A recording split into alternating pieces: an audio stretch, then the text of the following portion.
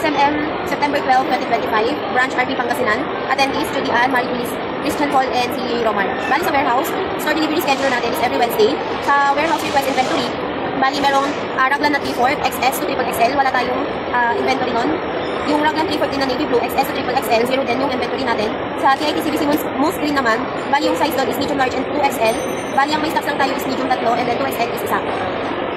Sa website naman natin, yung update for Sabi Central is yung table tennis. Pag i-check nyo yung page ng Sabi Central, bali meron silang update doon regarding sa table tennis, yung mga different designs. Sa ROM naman, bali sa Save Reply, ang topic doon is yung leather versus hardcover planner. Yung changes doon is yung comparison between the two planner that we have. And then, nandun na din yung mga explanation, yung prices, each planner, na-discuss din doon yung mga printing process, lead time, and promo na meron tayo sa planner. Sa audit naman, yung rating natin is passable since meron tayong hotspot and IR to be resolved. Next naman, sa ads and promo, yung new update doon is yung brochure, yung recognition and items, may mga new items tayo for black. And then yung promo naman is yung days of the week, 7 shirts is for 1,000 pesos only. Bali sa tricycle, meron tayong 34 na active, 7 na streamer, sticker natin is 15 yung active, and sa 13 ads naman is meron tayong 8.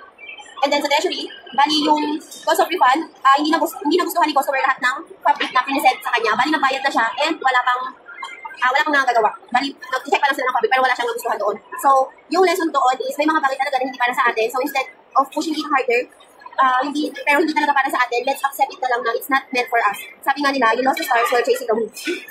Na kung saan, marami pang opportunity na nakapaligid sa atin, doon na lang natin ilaan yung oras at effort natin. Ang importante, we give our best and we try. Sa treasury yung complaint naman, bali tatlo yun. Yung isa, misconception between customer and sales staff. Yung isa doon is hindi tuma yung price na nasingil na nakalagay sa price tag. Parang 180 lang yung polo na nasa, yung polo, na in-order nung kasama yung online, pero yung nasa price tag kasi is 200, kaya sinil niya ng 200. And then, yung wrong spelling, yung name, and sila yung ID days. Bali, care of yun sa office. To avoid this, always clear yung details and correct yung mga info na nabibigay kay customer, especially sa details ni customer regarding sa order nila. Next naman, yung sa MIS, bali yung visual calendar, yung changes doon is doon na natin ilalagay yung mga visual release schedule natin. For example, this week yung bomber, next week ilalagay natin doon yung mga parody, gano'n, papalitan kaya sa animation for the next week. Bali, pag mag-input doon, pinagawa doon. Bali yung ano natin doon, una mag-a-add ka, date na yun. And then mag-a-add ka ulit, yun yung date kung kailan mo siya execute. So, kunwari, ngayon, date mo, and then for upload mo siya ng 18. So, bali dalawa yung pang-add mo. Para ano yun, para hindi isang display yung meron tayo sa isang buwan, and may mga bago sa pagiging ng mga prospect customer natin, or yung mga napapadaan sa atin. Visual categorization naman, always check yung mga TI natin for updated visual pad kasi ay na naka-in-charge sa atin.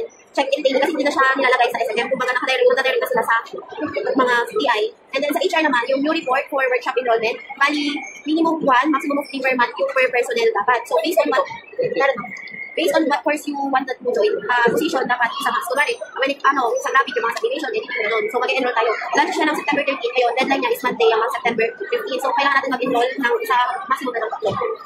Tapos, sa audit, bali meron tayong active hotspot. 3/7 assigned by the attendees. Sa garments naman, wala tayong hotspot.